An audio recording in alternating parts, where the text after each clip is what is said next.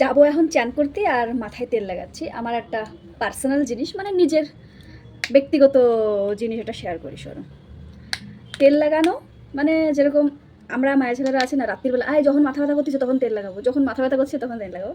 অরিজিনালের তেল ওরকম লাগাতে নেই, মানে আমার পার্সোনাল ওপেনিং করছি আর কি। আমি তেল লাগাতে হয় রাত্রিরে লাগাও, সকালবেলা হেড ওয়াশ করে নাও, হয় সকালবেলা চ্যান করে নেবা, মাথা ধোবা, তার আগে তেল লাগাই নাও 1 ঘন্টা 2 ঘন্টা আগে।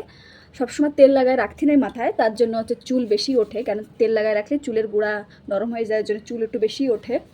আমি এখন তেল লাগাচ্ছি, 1 ঘন্টা রাখবো, তারপর চ্যান করে ফেলাবো। আর তারপরে ভিজে চুলে একটা সিরাম লাগাবো। দেখো, আমার প্রেগনেন্সির পরে, মানে ডেলিভারির পরে বিশাল চুল উঠতো। ভগবানের ইচ্ছায় আমি একটা তেল আর সিরাম লাগাই এখন। হেয়ার ফল একদম কমে গেছে। নিজেকে যদি ভালো লাগে তাহলে টিপসটা ফলো করো, আর না ভালো লাগলে কোনো ব্যাপার নেই। আমার তো এই জিনিসটা করে খুব উপকার হয়েছে।